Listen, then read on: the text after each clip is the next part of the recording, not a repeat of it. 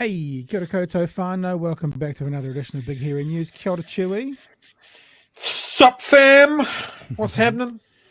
Well, what a fucking horrible day it is in New Zealand. I'm sorry just to get straight to a fuck in the second sentence of the show, but what an absolute tragedy, which we are going to talk about quite heavily tonight. We have got a lot of footage to show you from both TVNZ and 3 News. Had a bunch of articles to show you as well, but I think the network news tonight have covered off on the horrific events in and around Wellington, which we're going to talk about tonight. So what's up, fam? I hope you're all good, but what's up, New Zealand? It's a pretty tragic and horrible night with 6 confirmed deaths and 11 people still missing in that fire. And it's just been more and more horrific news as the day goes on. So we're going to have a look at that tonight. We're going to have a look at some of the questions around it. I know that a lot of you will have seen and know what's going on with questions around sprinklers and asbestos and yada, yada, yada. But we do want to delve into it.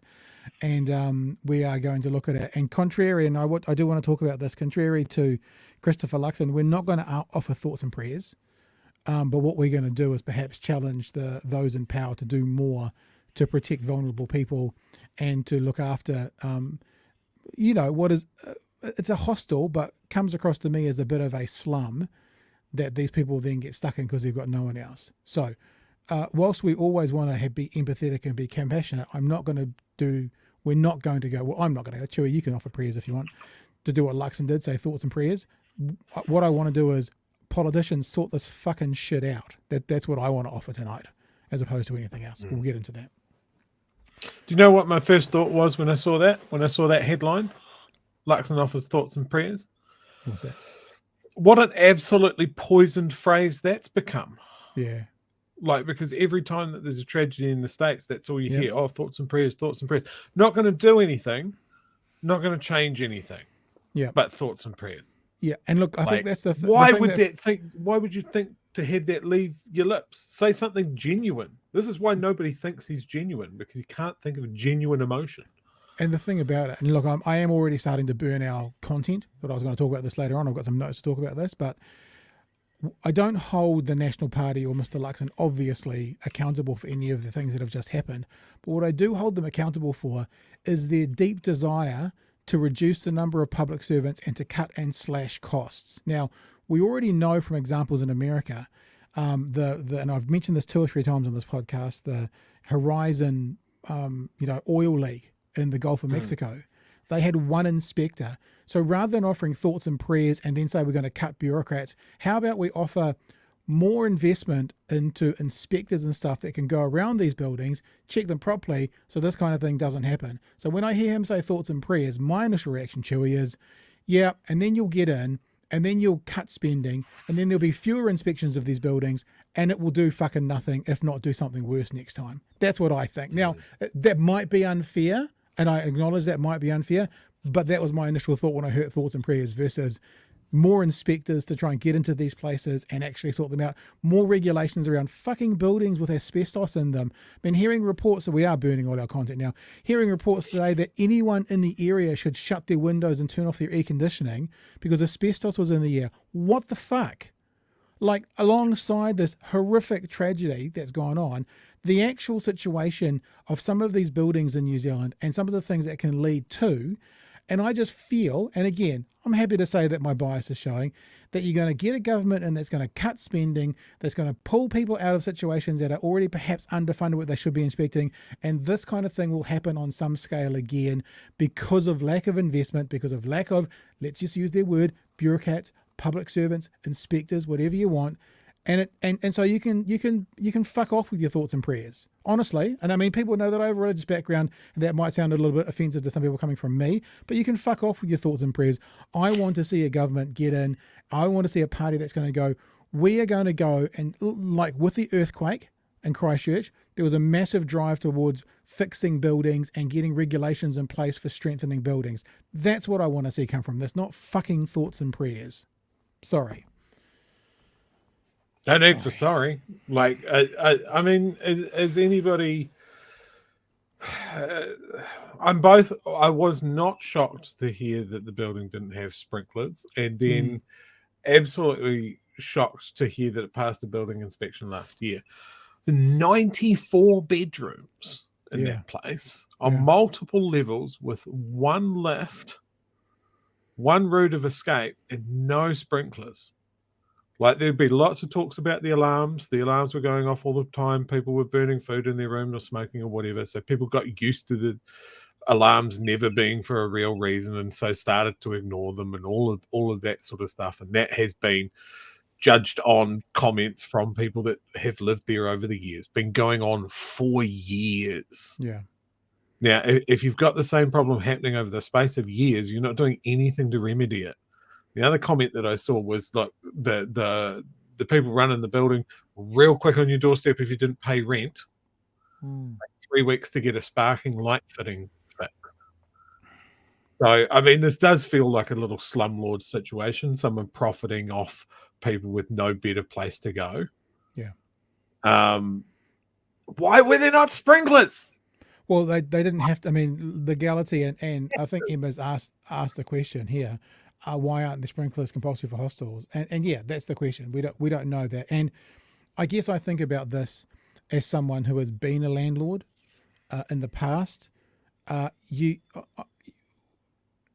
as a private landlord, if you're lucky enough to have multiple properties, and I suspect you are the same too when you were a landlord, is that you want to do everything to look after your tenants above and beyond what the bare minimum is. When you're an investor, and this is my perspective from knowing lots of them, you do the bare minimum to get past, inspections, etc. And then if you've got this kind of place, which will be an absolute cash cow, I mean, each of those rooms will be $200-300 a week, 94 of them. Just think of the numbers, and not to be able to invest above and beyond to keep your tenants safe is just ludicrous. I've got some clips. In fact, we'll just do this as our first story. It wasn't going to be, but we've started, so we'll keep going. We've well and truly started. A part of the story that I'm not going to play was talking because what I've got is I've got clips of the stories, but I haven't got the interactions with the reporters. We're now crossing live to such and such. You're standing outside the place where 17 people died. We're not going to do that part of it. We'll show the stories that they've produced. But in one of those segments where the reporter was speaking to, I think it was to the TV3 crew, they were saying that they got a chance to speak to the building owner, and the building owner did seem really upset, but they wouldn't come on camera and they wouldn't make any comment until the police investigation had finished. Now, they might be genuinely upset, but that's what fucking hindsight is. I used to have this saying, Joey, and I use it a lot. I don't know if I ever used it on here, and I say this to my kids a lot. It's like, make your foresight your hindsight. Right, that's a Pat Brittenden original. Make your foresight your hindsight. And I'd say to my kids, think about what could go wrong, because when it goes wrong, you look back and you kind of go, oh, fuck, shouldn't have done that. Whereas if you think about in the future what could go wrong, then you can address it before it happens. Sprinklers, make your foresight your hindsight. Why didn't they invest in them? Okay, you didn't have to by law. That seems to be the case, but why didn't you do it anyway? Hindsight says now that sprinklers should have been an essential part of this. But unless you make your foresight your hindsight, you don't start to project forward and go, what could go wrong here? What is the issue here? What can we actually do to help something terrible not happen? And it feels like within the investment world of properties that they try and get by with as little investment as possible for the biggest return as possible. And they'd rather make a 7.8% return than a 7.6% return and look after their tenants correctly. Now, we have to be careful, I guess, because I'm not making that accusation of this building owner. We don't know the full story yet. This is now a general conversation around, I know lots of property investors, and that's the feeling I get. If we can make 7.8% on our return rather than 7.9, then we should go for the 7.8. The 7.9 would give them sprinklers. Yeah, but 7.8 would give them sprinklers. Yeah, but 7.9% is better return for us. That's the vibe I get from many property investors. And hearing about how this was set up, I'm just like going, there's 94 times 100 would be 940. 940? Is that right? Times 100? Or 9,000? 90 times 100. That's 91 and two more zeros. No, 9,000. So that's probably bringing in 20 grand a week, 20 to 30 grand a week, that building. Probably. And they couldn't spend 50 or 60 grand getting it sorted out properly, 1.5 weeks rent sorted out properly to protect the people who are paying you that rent to be able to give you the investment. It drives me wild. Well, that's the first line of defense, right? Having a building owner or a landlord actually being proactive and making sure that their tenants stay alive and their building remains unburnt. The second line is you can't trust landlords to do the right thing because they are in it for the money. Yeah. So therefore, the next line is local government. And having the laws and regulations around, if you have X amount of people in a building and it's multi-level, you need fire doors, you need passive fire protection, you need monitored alarms, you need sprinkler, you need multiple routes of egress. But is it a multi-story building? You've just cool. said it. That's what you need. You just said regulations, and then you've got fuckwits from the right. And look, this is not their fault, but saying thoughts and prayers, and are also the guys that want to remove 2 regulations for every new regulation that goes in. That's what I'm finding infuriating about the concept of thoughts and prayers at the moment, right? Because you're right. There needs to be. These are the most vulnerable people in our country, in that city, like a section of them. You fucking measure a community by how we treat the least. That is how you measure a community. You're only as strong as your weakest link. These people are vulnerable. They're displaced. They don't have houses to go to. One of the comments you'll hear tonight, if we ever get to the video and we stop our ranting, is people who've been living in that place for 3 years. And they get treated like shit, and they don't have the government backing them up, and they don't have local body backing them up, and they get put into what appears to be, and I'm saying appears to be because I don't want to break any libel laws for the building owner, and I want to keep my powder dry until we see the results. But it appears to be somewhat of a slum that we're getting reports, lots of concerns around safety were in there. It's infuriating. It's a bit like we were talking about the other day about the tragedy in Northland. No child should ever leave and then not come home because of a decision made by the school. No tenant should ever burn to death when probably a little bit more investment would look after them in that situation. And by a little bit more in a building like this, maybe it is 100 grand, but if you're bringing in between 20 and 30 grand a week, that's a little investment. So it's infuriating. Yeah, it definitely seems like there is just a funnel of removing money from vulnerable people into an investment portfolio. And if your business is housing people, then make it a business. Do what businesses need to do and reinvest in your investment. And make sure that your customers, your tenants, are happy rather than being earnings units. They're not people at that stage. I mean, I've seen people drawing comparisons between this and Grenfell Towers over in the UK. The scale is completely different, but that was another accommodation for a segment of the population that were ignored when they had concerns about where they lived. Yeah, and we all saw where that went. And I hope that we can at least learn from this and go, cool, if you've got 94 bedrooms, you need to have better than just smoke alarms that everybody ignores, and no plan, and no monitoring, and no multiple egress points, sprinklers. We've talked about rental warrant of fitness, but again, in everybody's head, that's just been freestanding houses, right? Yeah. So where does an accommodation supplier like this, what we would generally call temporary accommodation? Oh, people aren't going to be there for very long. Yeah. Where do they fit into a rental warrant of fitness scheme? Yeah. I was just at the moment, I can't see what you can pull faces at me because I've actually got my screen blocked. I'm looking at something else. I'm actually on the Loafers Lodge. I should have done this before we came on, but I would love to know what they bring in per week, because I think that's a testimony to how much, because you say like, if you do housing. What I think is they're doing people. Yes, they're in a room, but this is a business about people. People pay the rent. People are the ones who are your clients. Your clients are in a room that you own, so it's housing, but your business is people. And if within your business model, you value the room more than the people, then this is the kind of thing that can happen.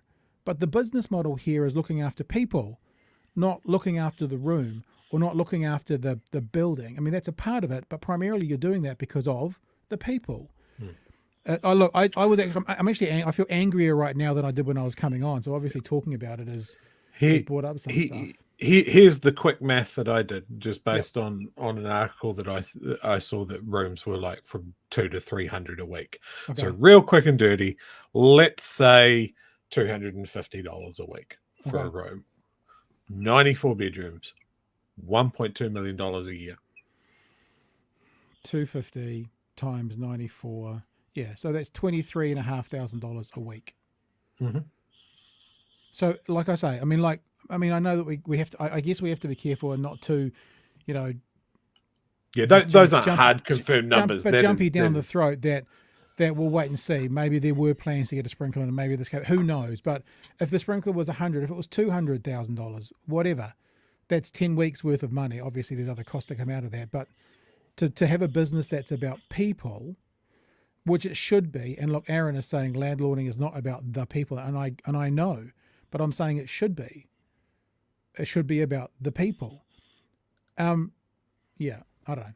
It's just frustrating because contrary to popular opinion, the people are the source of the return of the finances. So if the people are looked after, then you have an income. Yeah, and maybe that also comes down to the idea of there's problems with housing at the moment, and maybe that means some landlords, and I'm not saying the landlords for loafers, and we're not going to make this accusation, but get to treat the people like more shit than they normally do, because it's like, oh well, you can go, I've got 10 others lined up for your room, and I mean that sucks, it's terrible, and that's a government issue. So what are they going to do to help that issue? But we're hearing at the moment, if the opposition gets in, what they're going to do is thoughts and prayers. Well, I mean that's been a problem for a lot of places in New Zealand over the last couple of years, but specifically in Wellington, the accommodation shortfall is enormous. It's incredibly hard to find a place to live, a flat that's affordable and that sort of thing. And so if you come in and you don't have the resources to get a flat, then you are looking at temporary housing like this. And a lot of these people will be getting accommodation supplement from the government and that sort of thing. And maybe there's a responsibility of the government to go, well, before we hand over we hand over an accommodation supplement for a grossly inflated rent for a single room in a 94 bedroom building, that it meets our standards. But I mean, then that person's still back in the same place. Well, maybe he doesn't have a place to live at that stage. Yeah. Is this something that more needs to be done for the cities to provide social housing for people? Is that too much to ask for a local body government to have to step into that space and provide social housing? No, or is that something that the government goes, we don't have enough social housing anywhere in the country? Rates would have to go up, and then you're going to have your mayors going, well, we're going to provide social housing. Your rates are going to go up by 10%. Right, we're not voting for you.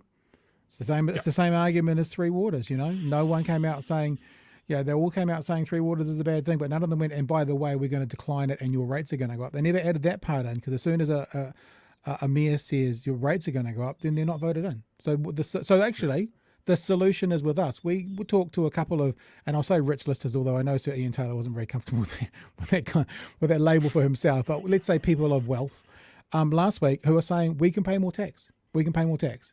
Like, we will pay more tax. And then you get people like David Seymour basically calling them idiots for wanting to pay more tax. And what did they say? It was a humble brag that we're so rich we can pay more tax, and then challenging them to do so, which they were saying we would do.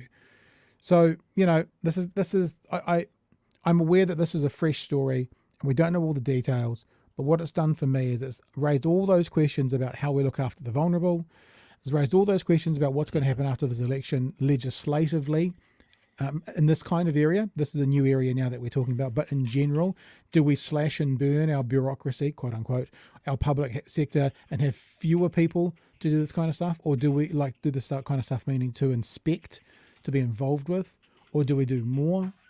It's just frustrating. Look, what we'll actually do now as well, even though we've already been talking about it for a long time, is I'll show you a couple of items off the news from tonight. And the first one is quite good with Simon, because the first part of it, he talks through sort of the timeline, And then it goes into a bit of a story about what has actually happened tonight. And while that's going on, I'll try and cool down just a little bit. From the inner city Wellington suburb of Newtown, the scene of the worst fire in the country in decades.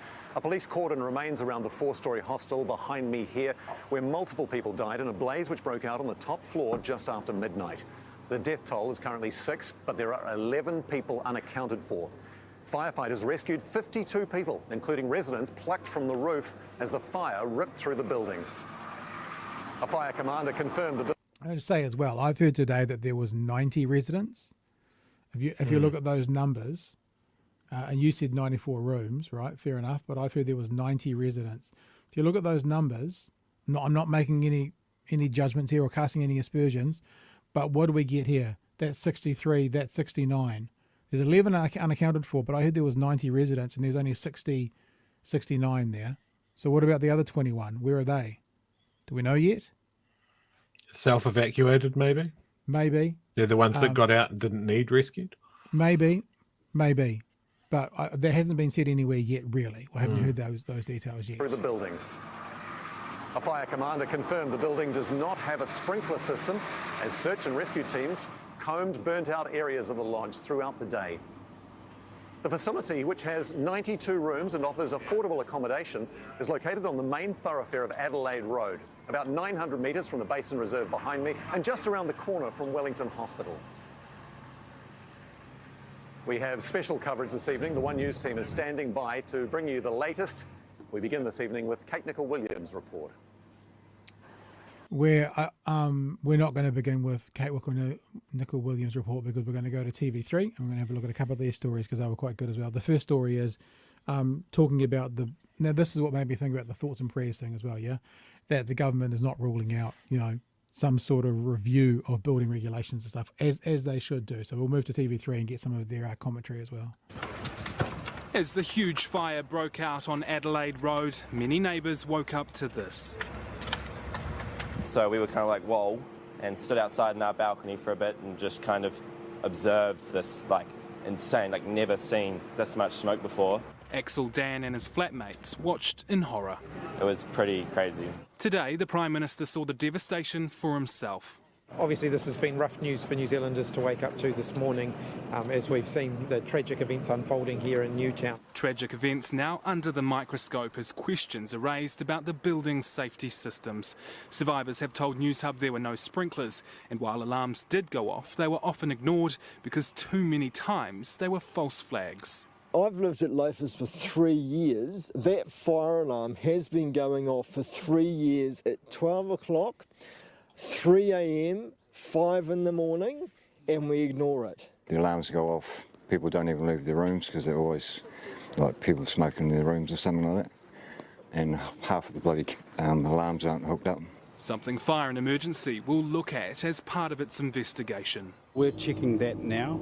We've been checking that to ensure the sequence of events with our own alarm monitoring companies.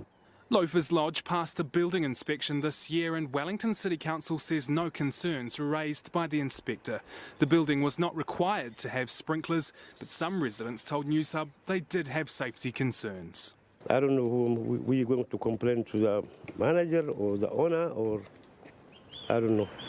The owner, Gregory Main, wouldn't discuss those concerns or appear on camera while police are investigating, but he says he is deeply devastated and was in fact quite emotional when I spoke with him earlier today. He says his focus is on those who have died, their families and the surviving tenants.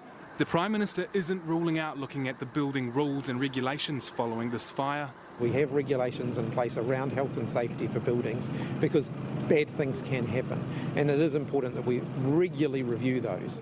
Though the focus for tonight remains on those affected by the blaze. So there's a couple of things here, and I've got one more clip to play from Newshub, and that's going to be talking to some of the residents. But the thing is this, yeah. we don't know yet again, so much like I was getting a bit frustrated before with my vocalising and saying we don't know, now I'm going to be a bit more fairer, but also say we don't know. The alarm's going off all the time. That appears to be a residents issue, not a safety issue. Because if the residents are doing things in their rooms causing to have the alarms go off, then that's not necessarily on the building or the owner. However, that also probably means, at least in my head, the importance there is for other safety situations for when it is for real, because we would all do that. I was in hospital 2 weekends ago and the alarm went off. I actually put it on my Twitter feed. The alarm went off and we were all kind of looking at the nurses going, should we go? And they were just continuing on as per usual. Now, I don't know what it was. It was obviously a bit of a false alarm or something, but we've all experienced those things. Working in radio, the fire alarm would go off. You're supposed to exit the building. Typically you didn't. We've all experienced that. And if residents are doing things in their room, setting the alarm off, that's one thing. However, to look after a building properly and to have regulations in place on a government or local body level that says about sprinklers, that means when it is for real, like the sprinklers or the other safety situations are the things that are going to help protect people, moreover and more so than just the alarms, Joey. Yeah, I mean, if there's a problem with the alarms going off all the time, solve the problem. Are they the appropriate alarm? Is there an update that you can do to make sure that doesn't?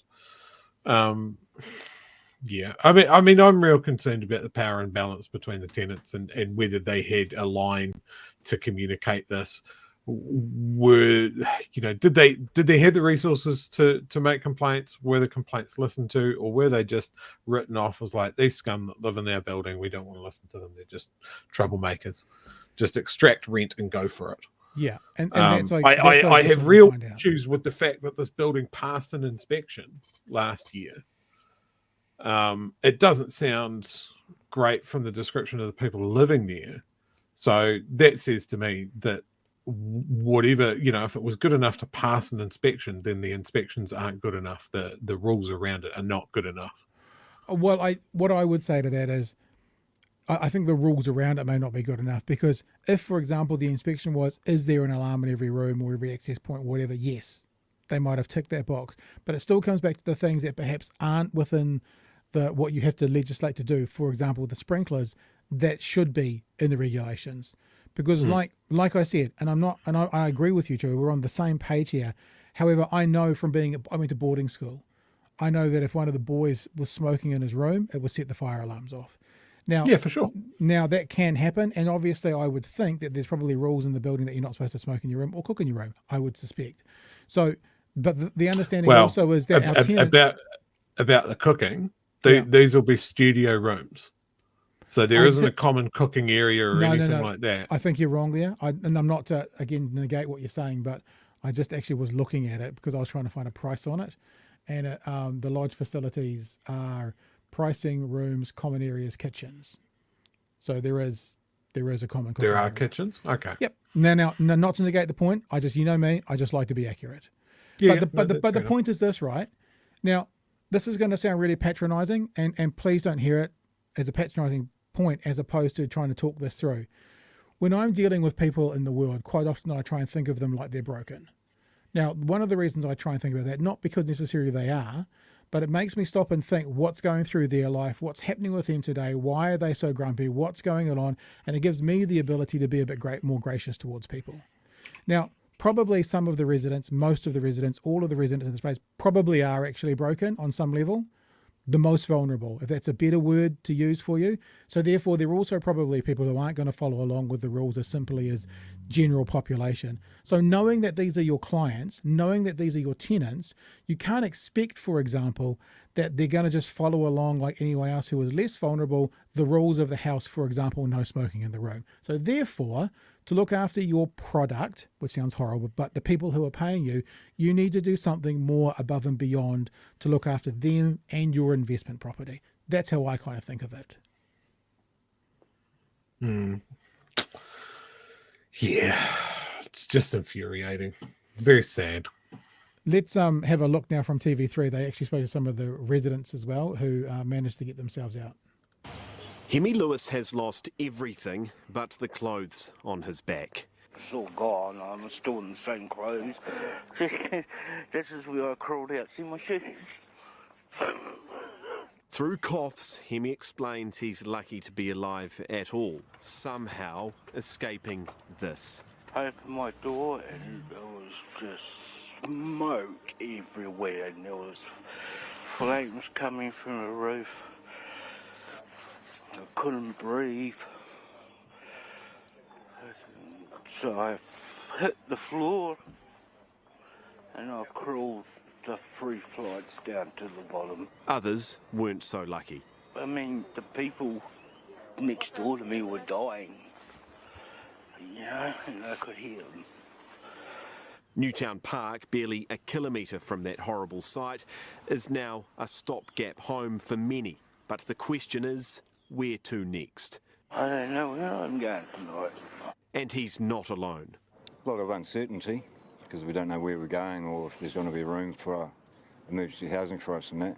We're told between 60 and 100 people ended up here in the wake of the country's worst fire in decades.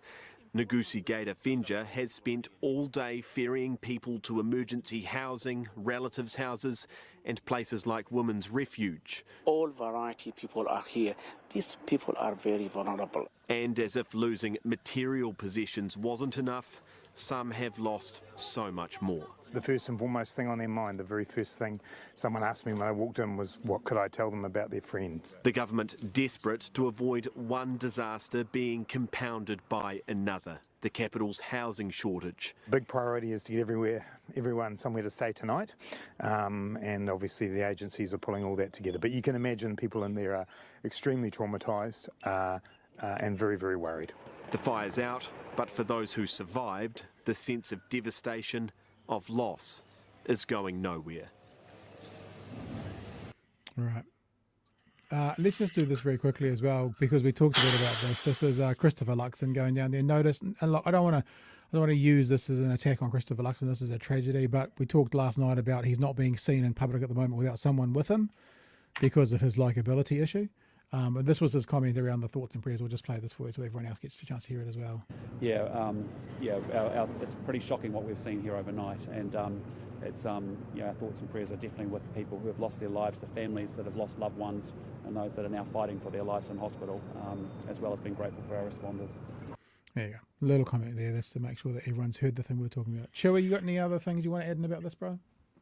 I've just put up a link in the chat. There's a couple of people talking about donations in the chat. It's Wellington City Mission that are coordinating this, and I'll just find a page. Boom.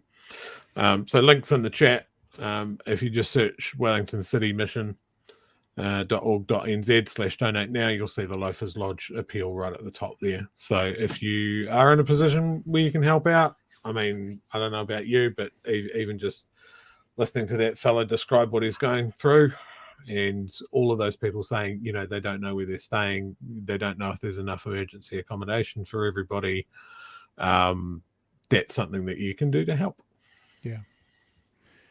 All right, thank you. It's always a bit strange to then kind of try and transition out of this story into another story. Is there anything in the chat about this that we particularly want to get out there, Chewy? Have you seen anything scroll by? Yep. We got Free Soul, used to live around that area. So did I, actually, not too far away. Used to live around that place. I'm surprised it's still standing. It was always a dump. I feel sorry for the residents there.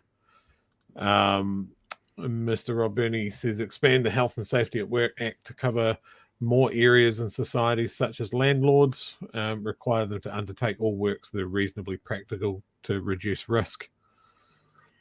Arrest JK says, even in cold cash terms, sprinklers would have meant that he'd still have a building that could be repaired. Like if you just want to break it down to asset management. Sure, yeah. You know? Yeah, and Free Soul typed this up before we saw the interviews with people. I bet these are the forgotten people, isolated and lonely. Yeah. And I'd say that's exactly what it is. Yeah. I heard that on one of the news reports today that some of the people living there also worked at the hospital, and I can guarantee you it's not the doctors or nurses. It's going to be the cleaners, and probably not even orderlies, but the people who clean up people's shit are going to be the people who are living in there in temporary accommodation as well. So it did make me think today, and I haven't got my thoughts together very clearly about this, Chewy. I'll probably say something and you can probably pick up on it and say it better than me, but we've had conversations before about, the better off in society don't suffer these sorts of things because they don't have to be forced into living in this kind of situation. And this is absolutely an issue of poverty that puts people in these positions and shits on them and then shits on them again, and then that shits on them in the worst possible way, which is the outcome from, just after midnight this morning when this all happened, because there's no doctors in there from the hospital, but there's probably some cleaners. Yeah, and it'll be a really grab bag of the people in the lower sections of society, whether through their, I've seen people going, oh, the whole place is probably full of drug addicts. Yeah, there probably are drug addicts there. There are probably people on, that are coming out of prison, temporary accommodation for those guys. People that in other times would have been in assisted living situations, recent immigrants, seasonal workers, all of that sort of stuff. Those guys don't have the resources. They don't have the backup. They are always negotiating from a point of weakness. And as you said earlier, it's how reflect on your own society on how those people are looked after. Yeah. Is this good enough? It does. It's like from. It doesn't feel like it's good enough, does it? It's not a nice feeling. Let me just also say this as well. As you just said, yes, there will be drug addicts in there, but the thing is, people use that as a weapon when this happens. But I've just said the word doctors. There are plenty of doctors and lawyers and accountants and professionals who are also drug addicts and drug users. But we never find out about the doctor who's, fallen asleep or whatever, and there's been a house fire around him. And you never hear, oh yeah, but he was a drug addict. But I guarantee you, there's a very good percentage. I can't believe, and I've, to be honest, it'll show my naivety, I've never even seen cocaine in my life. But I'm reliably informed by many people around me that, especially in parts of the world, people are using cocaine now rather than using alcohol because it's cheaper than alcohol. Now, I don't know if that trend's happening in New Zealand, but I know it's in America and I know it's in the UK through friends of mine who are in those situations. And I know that it's become the drug of the, not necessarily affluent, but the middle to upper class who want to go for a big night out rather than spending $150 on booze. They spend $50 on a class A drug. So this whole kind of, there was drug addicts in there. Yeah, probably. And there's probably drug if you go to a doctor's surgery with 10 doctors and 2 nurses who work there, there's probably drug addicts in there as well who are working there. So get off your high horse. That should never be a reason for these people to deserve what they get. No, exactly. Yeah. All right. I don't know how we transition away from this. We've got no... We shake it off. What? I remember one of the last week tonight's with John Oliver. Remember him saying he did a really big hardcore story once and he kept promising, but at the end of the story, maybe we should do this. The end of the story, I promise you a bucket full of baby sloths. And they went through it this real heavy story. And then the end of it, he said, you're still with us. I promised it.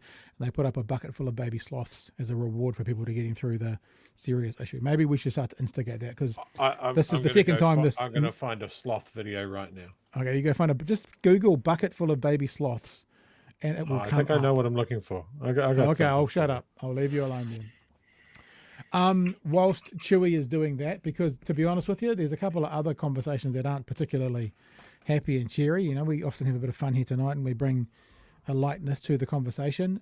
But let's just get into the next one. Unless you're doing something first, Chewy. Should we get into the next one or am I waiting for you? No, kick on. We've got to keep people here with the promise of a sloth video at the end. Okay. Jay Casey is kittens. We might need kittens.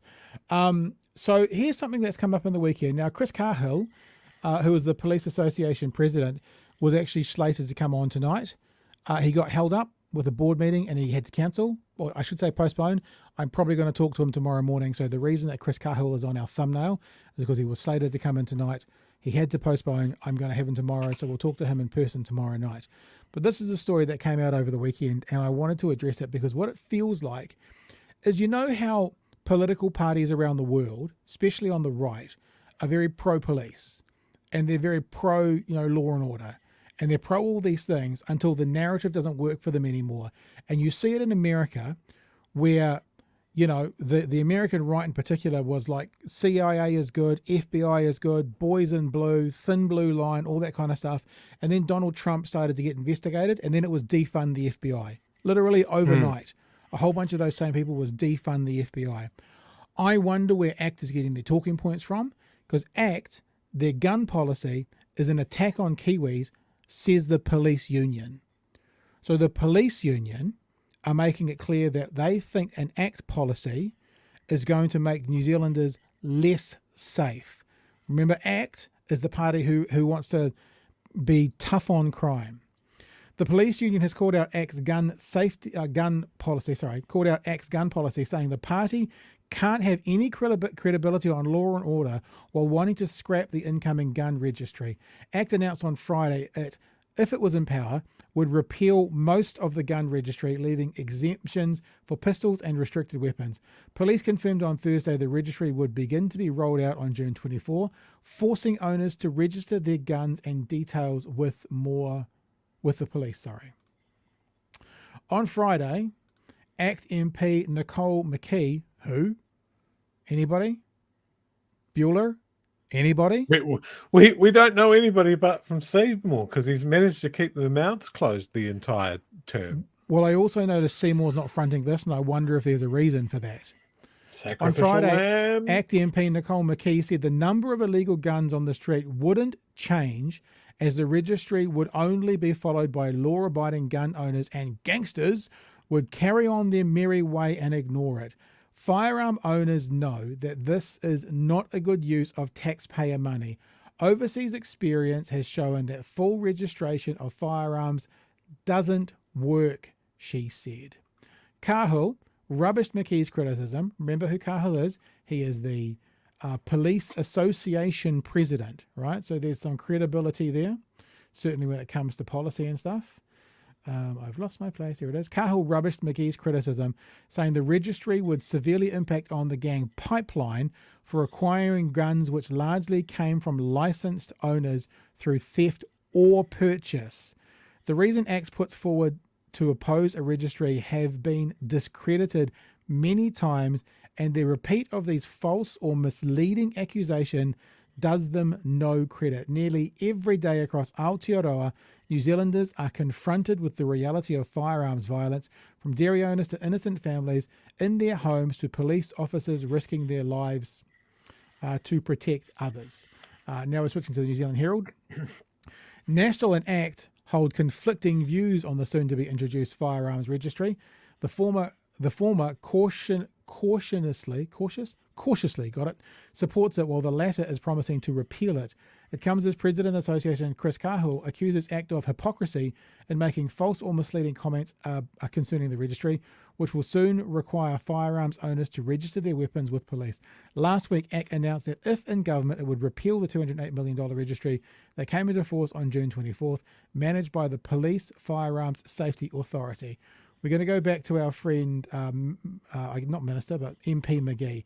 She said police couldn't be trusted to be a competent administrator of the system and are not up to the task after breaches of the system in past years. ACT understands that some police officers who don't perform well are moved into the firearms licensing division to get them off the front line. What? So the she's basically saying... She's basically saying as a reason to repeal this, in case there's an error, we just don't want to do it at all. In case there's an error. And she's accusing that would turn into a steal to order list, because what it would mean is if someone got a hold of all the information, then they'd know where all of the guns were. And that hypothetical, unlikely scenario is their reason for wanting to cancel it. One more little bit here, Chewy, from the New Zealand Herald. Cahill said that this view, and that's the view that the gang members are going to carry on their merry way, was completely wrong. The reasons ACT put forward to oppose the registry has been discredited many times, and the repeat of these false and misleading accusations does them no credit. It is also extremely disingenuous of ACT to trot out the same old nonsense that the registry would not succeed because gang members will carry on their merry way and ignore it. The evidence is now clear that most of these illegal firearms come from licensed firearm owners, either stolen from poorly secured homes or vehicles, or more often through the practice of straw purchasing in which a licensed owner on-sells firearms to unlicensed buyers. Too often, they end up in the hands of gang members. Now, it might be too strong what I'm saying, but I have to tell you that this feels like a very now, we sit on the left here. We've got our criticisms and concerns around the police in general, right? And how things operate and how things are treated, and certainly a disparity in the way that the police treat citizens. However, I don't know if it's too far for me to say this about ACT, but it feels like a very anti-police statement, especially when it's the police who are saying we need this. There's the story, shall we?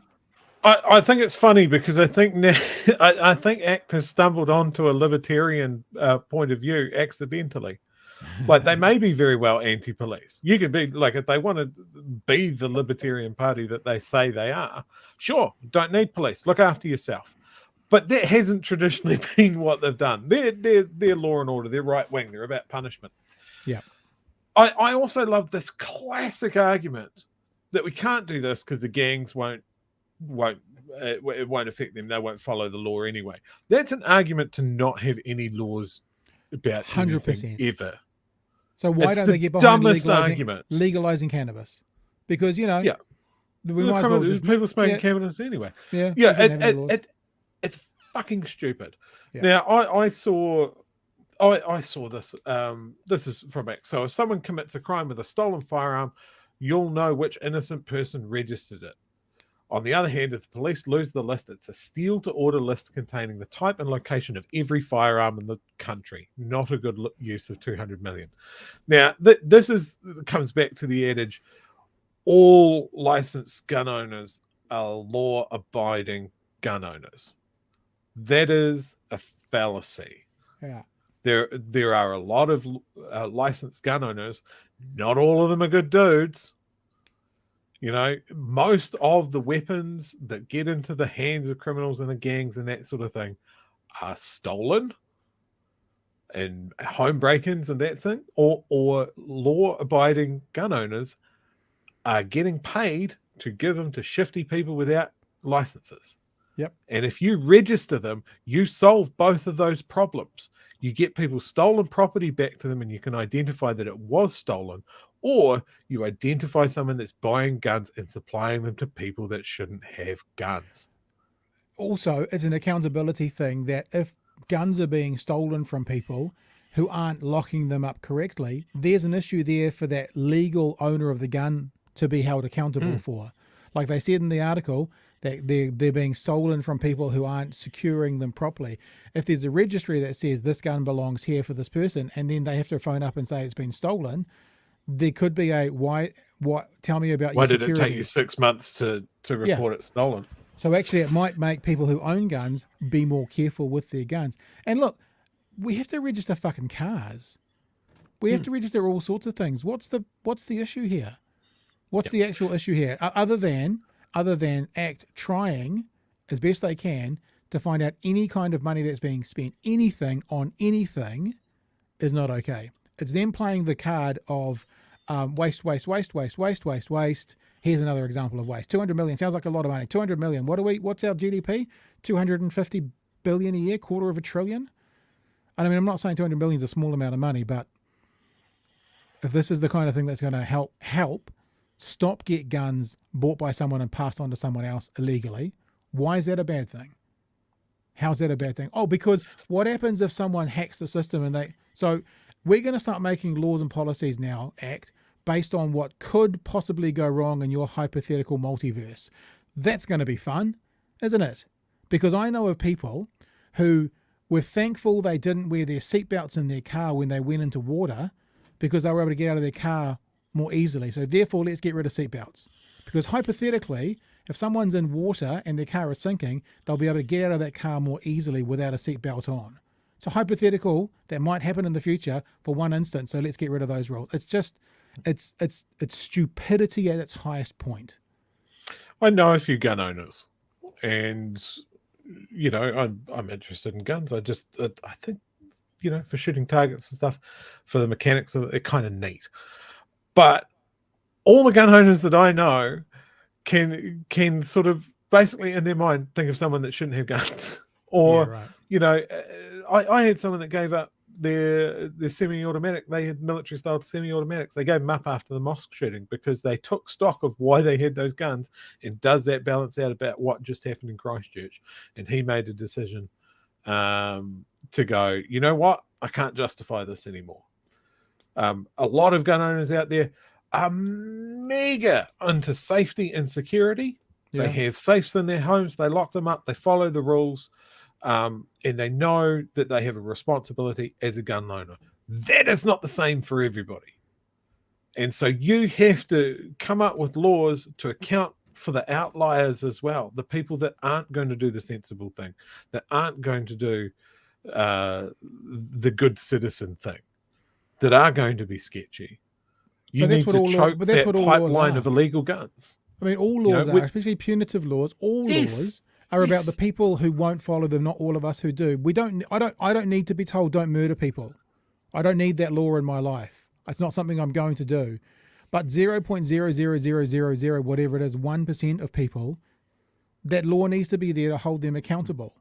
You know, so that's every law on the book is not for the people who abide by it, but for the people who don't. So Act saying that the legal people will abide by it, yes, that's not what the law's for. The law's for those people who are buying guns and then on selling them. Or maybe it's a little bit for people who are buying guns and they're not securing them properly to have a bit more accountability there. Laws are never for the people who follow them. They're always in place to either help stop the people who aren't, or when they don't follow it, to hold them accountable for not following it. That's what they're for. So basically, basically Act saying this is only going to work this way. That's how every law works, Act. That's what they're about, especially punitive laws. They're for punishing the people who don't do it or trying to stop the situation surrounding that particular law.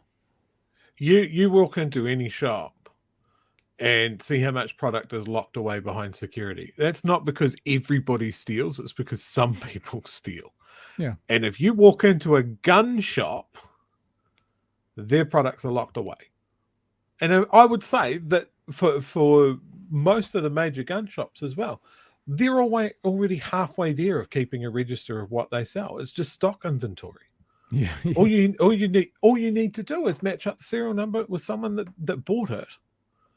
And like part of the problem, we used to have a gun registry. We used to. It was a paper record. Yeah. And it just got outpaced by where we were as a country. And then everybody went, oh, that's too hard. We can't be bothered digitizing it or doing what we need to do to keep this. And there's a lot of lobbying involved as well.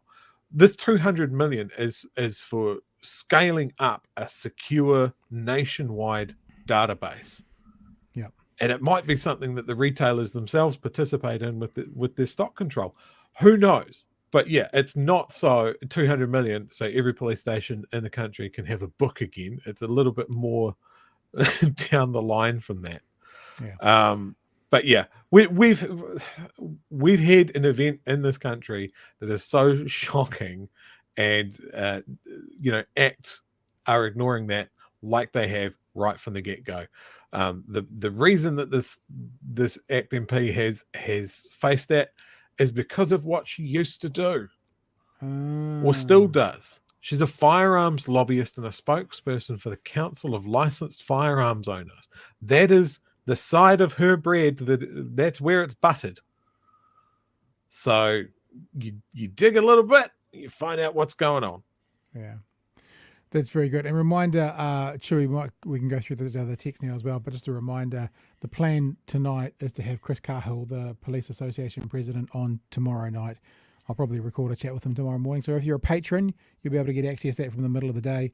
And for the rest of us, we will probably, as long as it all lines up, play that out tomorrow night. I know there's a few there that want to talk about the gun lobby conversation. Oh yes, I was just starring those. There's only really one that needs to go up. They're all echoing the same thing, that McKee is pro-gun and has been a lobbyist in the past. So yeah, I mean, I always find it weird. New Zealand has a very high level of gun ownership, and we have, we're a nation of hunters and farmers. You'd be hard pressed to walk into a farmhouse in New Zealand and not find at least a couple of firearms. you know, from a 22 to a shotgun to an old 303 or something like that, something to go bush and shoot deer and possums and tar and pigs and all sorts of stuff. And the vast majority of people are completely responsible with them. But the thing is, there are a lot of weapons out there. And part of having something that is a deadly tool, it's still a tool, you know. I think it's just we need to do a little bit more to keep that stuff in the right hands. I like that. And that's why the gangs in New Zealand generally have pretty shitty weapons, like sawn-off 22s and stuff like that. You go elsewhere in the world and see what the gangs are packing there. We don't tend to have a lot of handguns, as an example. So people are cutting down rifles and shotguns to have a concealable weapon. It's not as convenient. There's not as much firepower as having a semi-automatic pistol because it's hard to get a pistol license in New Zealand. You know, these are good things. We need to keep it this way. But if you want to be a firearms owner, you can go out, you can get licensed, you can do what you need to do to keep the thing that you want to keep. The choice is still there. It's just at what level do you want to be responsible? Act says there should be less rules. I disagree. I like Emma's comment here. My uncle is an axe supporter. Doesn't own a gun, but I've seen him with a chainsaw, and it's scary. Maybe that speaks to axe supporters and basic tool use. I don't know. And everyone's saying it in the chat, so we should say, g'day, Jeremy. Welcome along. Kia ora whānau. Welcome, friend. Good to have you on board. All right, now let's have a look. This is the continuing story of a leader who may be ruled before the election. The poll results that we talked about last night from Newshub, that were kind of, to be honest, the poll results were kind of meh for let's get rid of that. We're kind of meh for Labour, and they were kind of meh for National. They were pretty good for the Māori Party, for Te Pāti Māori. But where they were very, very bad is what people thought of Christopher Luxon. And what happened in the halls of power today, that was power, as in POWR, not power, as in the halls of power. The halls of power. That house still lives in Bluff, I think, the halls of power. Is that some other national MPs got bailed up and asked, is it time to get rid of the Luxon effect? My words, not theirs. Let's have a listen to what they all said. There are going to be many, many polls between now and the election. I'm going to tell you that this week people are worried about whether they're going to be paying their bills, and I think at the moment this is a very close election, and National has a great opportunity to change the government and change the direction of the country. You're stuck in the 30s though. Is Luxon part of the problem? New Zealanders just don't like him and don't feel in touch with him. No, so everybody would like to talk about that. What my constituents are telling me is they can't pay their bills, law and order's not working. We've focused on the issues that really, really matter to New Zealanders. We're starting to bring forward solutions to those. We'll be judged at the election on election day, but actually we're tracking in the right direction. There seems to be an acknowledgement, perhaps among some in your caucus, that it's too late to change your leader. Do you agree? I've not heard any conversation about that. I think others in the other parties would like us to talk about that. We're solely focused on Kiwis. What about you, Simeon? Any reckons?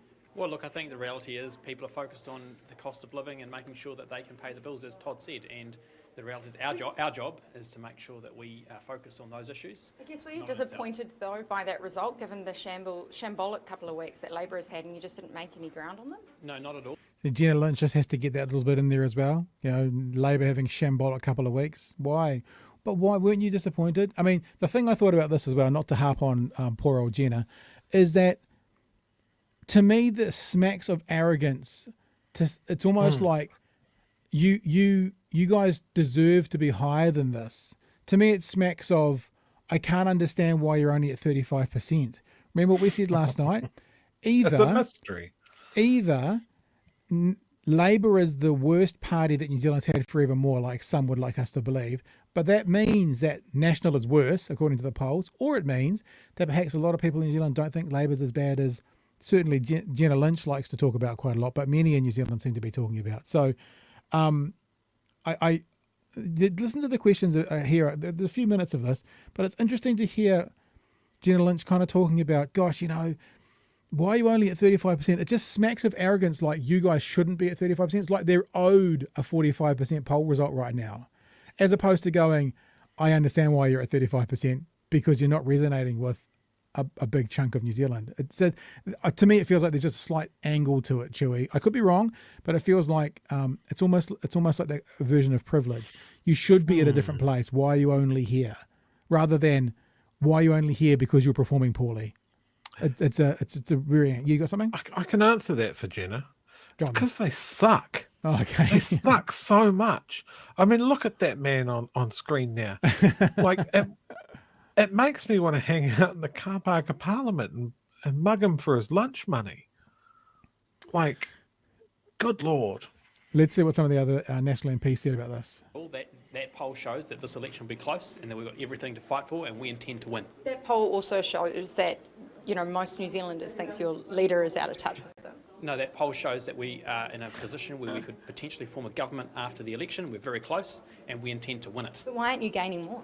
Well, the reality is we're in a position where we can almost win the election, and we intend to fight hard and win it and focus on the issues that matter to New Zealanders. That's why we come to Wellington. That's what we're going to fight for in this election. But what do you make of the poll on a Newshub poll on Sunday night? Oh, she's going to be close. Why is it so close? Do people just not like Christopher Luxon? No, I just think it's a great democracy. We've got loads of parties, lots of good ideas. Oh. And we're focused on is pumping. Oh, loads of parties, lots of good ideas. Maybe, hang on, what? So Labor's got some good ideas? Are we supposed to, I don't know, maybe that wasn't perhaps as clear, on point and national narrative that there should have been. Yeah, lots and lots more great policy. But why do you think National's stuck in the 30s?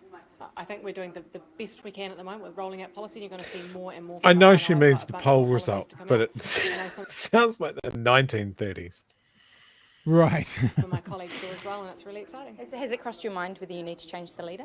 Of course not. Why is National stuck in the 30s?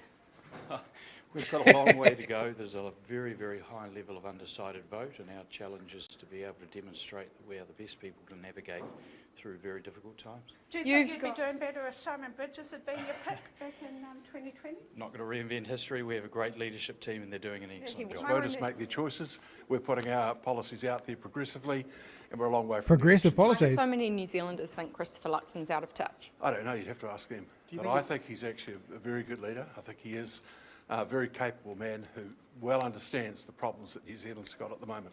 Has it crossed your mind whether you need to change the leader? No, it has not. Poll on Sunday night. What it says is that we'll continue to focus on our core business, continue to make sure we're relevant to New Zealanders, and for us, it's just relevant. get up and keep working is what it means for us. Seems like National's kind of plateaued in the mid-30s. Is Luxon part of that problem? No, what we're going to focus on the things that matter to New Zealanders and make sure we have a contest of ideas. God, all reading from the same songbook, aren't they? But that's what the right does.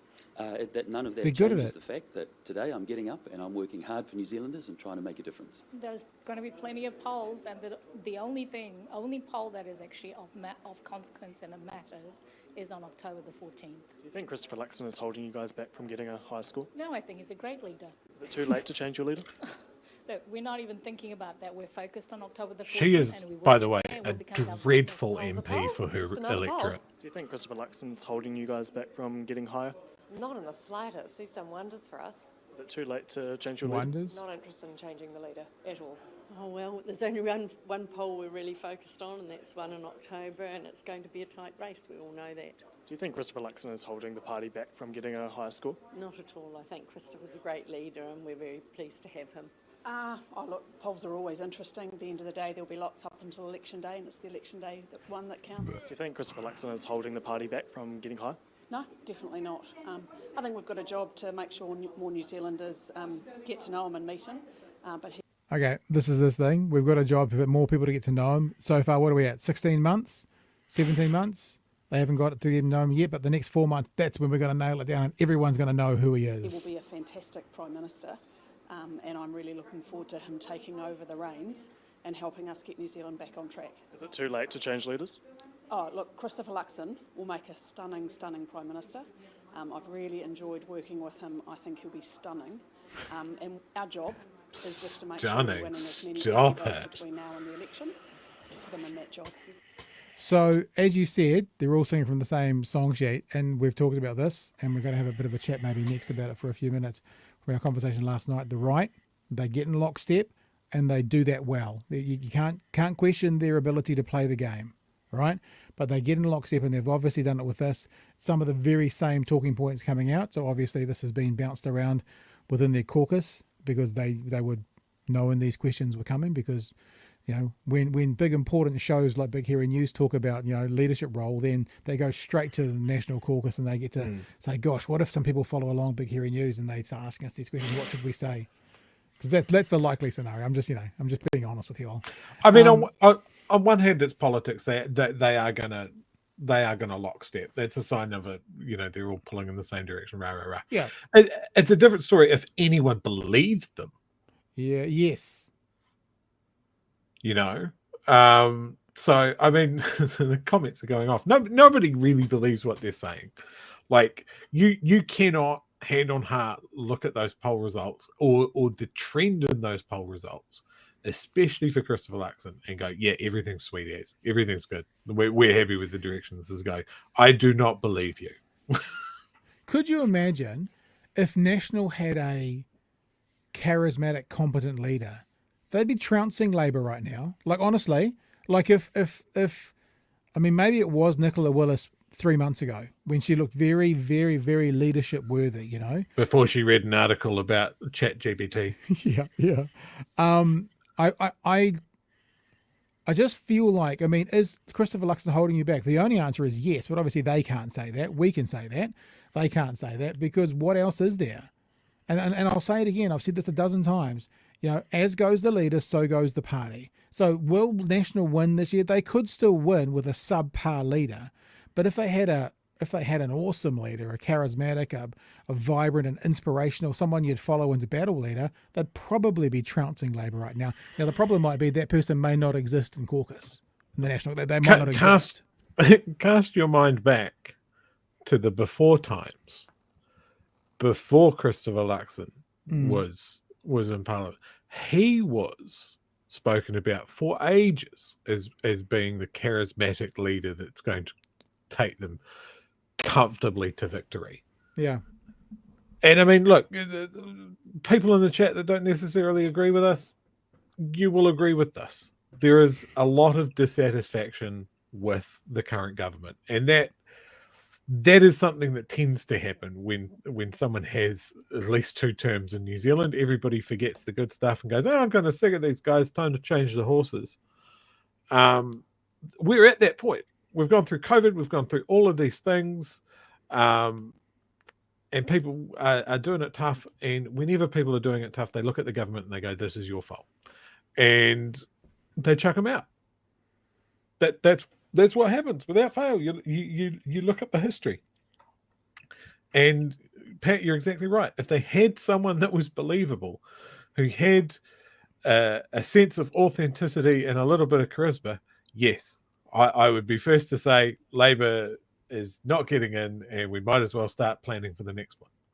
Yeah, and to be honest, and then JK is just listing off some of the English Bridges, Muller, Collins. Nats have always had their full support. Probably, very true. It's okay for us to acknowledge respect. We respect you. John Key was their last leader that people seem to want to get behind, and actually genuinely were saying those things and believing them. But I mean, other than John Key, who have they had of recent times, if anyone, that you'd follow into battle, hypothetically speaking? I mean, you think about the guys on the left. It doesn't matter what you think of Jacinda Ardern today. In her peak prime ministerial duties around COVID, the world would follow her into battle, let alone New Zealand. Some of New Zealand soured in the year after that, but in that, I mean, you probably say the same for Helen Clark. Transformational, interest-free student loans, working for families, these things that were coming out. David Longy back in the 80s. I mean, it just feels like, I think I've said this before. I was listening to a podcast the other day that said it's the left who makes policy, and it's the right who respond to the left's policy. And I think you can see that in New Zealand, that the stuff that's really changed our lives for the better, and I'm not going to say have only been, because someone will point out something from the right that we enjoy still today. I'd accept that, but seems to be the things from the left, whether it's the welfare system, whether it's social housing, whether it's working for families, whether it's interest-free student loans. What the right does is they come in and they respond to that by stripping them out, and then they get kicked out and the left has to come back in and fix it up again. So look, and if you want to challenge me, just tell me some of the things that the right have brought in I'm happy to, because I did have a caveat there saying I'm sure there's some. Tell me what they are. I've just listed off about 5 from the left, right? Tell me something that the right's brought in that New Zealand en masse benefit from today and wouldn't give up for the world, right? Social housing, free healthcare, working for families, interest-free student loans, you know, just show me, just tell me the policies that the right's brought in that New Zealanders en masse refuse to let go of, and I'll acknowledge it. I'm not saying that it's going to it's not going to defeat the point that I'm saying, because there might be one or two. I just can't think of any. Tell me what they are. People who are challenging me in the text. I mean, and we'll mention them. The big one for me is the Cullen Fund, and its prototype that Muldoon got rid of. Those are New Zealanders just did not save for retirement before they came up. You know, or very few of us did. I know I certainly didn't until KiwiSaver came along. But yeah, it's look, if we can't talk about it now, if people don't have the examples, I want you to give them to us. Put it on our Facebook page, message it to us on Twitter. We'll talk about it tomorrow. But this is actually, I think, a really interesting thing. I want you to tell us the policies that you think have really helped this. Homework. We've come to it. But yeah, I mean, like, here's my ones. The Cullen Fund, Nuclear Free New Zealand. There's a couple that I think have real long-term consequences. And I mean, even policies that weren't brought in by Labor or the Greens, Labor primarily, like the gold card, which innately was sort of just a bit of a rubber stamp, that was brought in under a Labor government by Winston Peters. That was 2007. I just looked it up to make sure I got the dates right. So just tell us those policies that National or the right has brought in that New Zealanders hold on to and could not be changed right now. I think we've just listed off about 5 or 6 from the left. And we're not trying to beat it up. We're not saying like every policy Labor does is going to be fantastic. It's like, but we're talking about those transformational policies. They seem to always come from the left. And come on. I'm actually going to call you out, people in the chat who are telling me to check my history. Prove us wrong. Give us some specific policies that the right have brought in that the country en masse treat like that. They treat like the ones that we're talking about. Yeah. And look, it's not going to negate our point, but we will acknowledge your point. Now, if you don't bring it up, then maybe next time you should be the one checking your history. Maybe. Yeah. And there's ones that are bad. Like I mentioned, was it earlier this week or late last week? You know, there's some stuff that Labor has brought in, especially in the late 80s, that has been absolutely devastating for this country in the long term. Yep. So their hands aren't spotlessly clean either. You know, when I got told that the top tax rate under Muldoon was 66%, and then Labor dropped it down to 33%, brought in GST and removed a lot of things around investing in housing, we're still paying that price now. So yeah, I'm interested in what are the policies that are real long-term effects on this country. Let us know. Come on now, don't be cowards. We love you, lurkers. Like, we're happy to have you on board to come in and share your position, but don't be cowards. You've made some statements in the chat. Back them up, or don't make the statements. Me and Chewy have just riffed off what? 5, 6, 7 transformational societal policies that New Zealand will not refuse to give up. Both left and right refuse to give up. Come on. Right. I think we're done with that thing we were going to talk about to do with Twitter. We'll that's not necessary for tonight. We'll leave it maybe for tomorrow night. We'll see when we come back. Remember, the president of the police association will have to will hopefully be on with us tomorrow night talking about what we talked about with ACT. And other than that, we will be back tomorrow from. Yes, I made a promise. I see that finger. What's that? I made a promise. What? We said if people got it through to the end, we'd have a video about sloth. Okay. This is the best one, by the way. Okay. Keep this on file. Stoned. Every time we talk about hard things, we'll play this. Let's have it. Yeah. Yeah. I've bookmarked this, so you can come back to it at a later time. Good. Stoned people get surprised with a sloth. This is the most incredible day.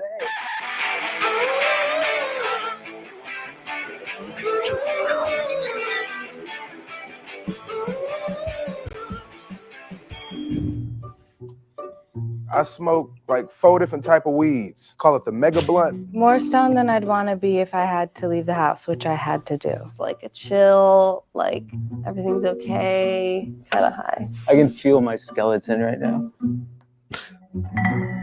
Man, a unicorn. And then you can just like kick back up into the clouds. The animal I relate These to people are most very would stoned. probably be a little sleepy sloth. But oh my God, are you kidding? Oh my God! They do what they gotta do all the time. What? I'm so sorry. Are you not allowed to yell at these? Sloth? Thanks.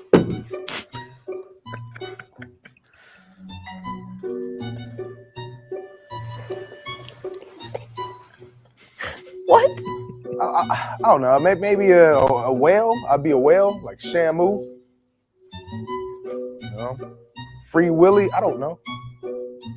I might be Free Willy. Big Willy. Oh snap! That's a sloth. Oh man, dude, an absolute unicorn. This is like a unicorn moment right now. This is a unicorn. I've never felt more magic in my life. I said sloth, and then a sloth was here. There's sloths that live in Los Angeles? I'm high. You look high. Well, that's so neat. Whoa, that's the Matrix. It's its own hammock. God, he's just living my dream life. Hanging and smacking. You eat sweet potatoes? I know you was tight. You've got hair like a champion. Look at his fucking nails. Peacing out with a hooked hand eating apple. That's pimp vibes right there. I like it. We'll I like it leave how it there, but I like it how they're high. absolutely love it. I like how they're high as a kite, completely stoned on camera. Yet they beep the word "fucking." It's like, oh, it's fucking. Right. I just want to add this in, and we can put it to people as to what should be the video we play after we talk about hard things. This is what I was talking about. This is a bucket full of sloths. So just to make us feel a bit better about ourselves. I don't know which one we should do. Definitely the best unit of measurement for sloths. Bucket How full? many sloths are there? 1 bucket. 1 bucket of sloths. Like if we just talked about a really hard topic, would this be a transitional moment to help us get by?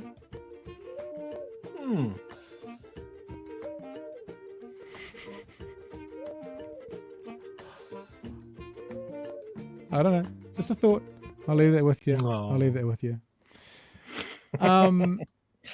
Yes. Bucket full of sloths. Let's just say this because we haven't said it today, because we kind of started the show on a bit of a rant and then never came back.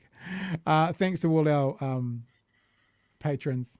Love you to bits. Thank you for being on board. We appreciate you. If you want to be a part of what we do, then you can head to patreon.com/Big Hairy News. If you want to support our audio podcast, as we've said the last few days, it's going up the charts. We are in the top 10 consistently now. Then you need to head to, as it says on the bottom of the screen, Apple Podcasts, and subscribe to us there. Share that around as well. Feel free to tweet out this audio podcast for people to hear to, because it would be great to be able to get some traction through the Apple charts to help us get guests to give us, when I say give us credibility, what I'm talking about, it sounds a bit wanky, but what I'm talking about is within the game of news commentary. You know, if you're the number one show, then you can say to guests, we're the number one show, you should definitely come on with us. That sort of, so you subscribing and listening to the audio podcast helps us get better guests, helps us get better cut through to help you have a better show. It's symbiotic. You are like two symbiotic animals that I can't think of an example off the top of my head right now, but you're just like that. You're like the sloth in a bucket. Are they symbiotic? I don't know. A sloth and a baby sloth. The sloth and a baby sloth. All right, guys. Be great to be with you again tonight. Be safe out there. We definitely want to see you tomorrow night from 9 p.m.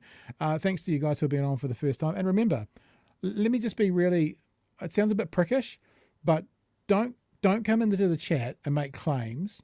And then when we ask you to back up your claim, go, well, you have to do this first, and then I will. No. You've made a claim. We're asking you to prove that claim. Now prove that claim. What we've done and what we constantly do is put up the information we've got, give out the opinion you've got. We've given out information tonight about 5 or 6 or 7 or 8 policies that the whole country holds on to as these are never going to be given up. They're all coming from the left. Just message us, tweet at us, Facebook us, with a couple of examples of them from the right. That's it. There's one issue from one person in the chat, and he keeps on bringing it up. Look, I'm happy to have a look at it, but what I can't do is live check the thing that you're talking about and go and find stories and see what it's about. If you've got a link, send it to me. I'm happy to have a look at it. We can discuss it. The gun issue is something that I actually care about. So I'm quite happy to run something down and look at the issues that ACT are bringing up around the security of a gun database. You're bringing up something about a leak of information from police around gun owners. Please send it to me. I'm going to finish the show. I'm going to go and look at for myself. But if you're saying from your angle, give me your link as well. Okay? And then we can talk about it. I'm not going to go and look that up, Chewy, so I will leave that to you. No, I'm happy to do it. I'm going to go upload. I'm going to upload the audio podcast of this show, and everybody listening can go and subscribe to it on Apple Podcasts. If you do that, by the way, give us a rate and a review, because that certainly helps in the algorithm for more people to find us as well. All right. I look forward to getting no responses from anybody about right-wing policies that have been transformative to the country, which is my prediction. So I'm looking forward to not having to actually tell anybody tomorrow night about that. But maybe you could prove me wrong. So that was a bit of a challenge we throw out, and we've got an answer. I don't send looks. You go look if you want. Okay. Well, then you can go fuck yourself. There you go. You're not backing yourself up, bro. We won't take it seriously. It's all good. All we ever do is show our workings in this show. We show our workings. We criticize a Chantal Baker of the world, and then we show the source information. It's all we ever do. If you're going to make a claim and then you're not going to back it up with your source workings, then you can go fuck yourself. We're not going to play that game with you anymore. So you seem to hate us and love to call us names, but you keep coming back. That's all I'm going to say. You are welcome to be here and be a lurker, but we're not going to take anything you say seriously, because you've got no mana or no ability to back it up, which you've just proven. So thanks very much. All right, team. I will, and Chewy will see you tomorrow night from 9 p.m. Be safe out there, and thanks for joining us tonight. It's been an absolute blast. All the best. Hooroo. Cheers, folks.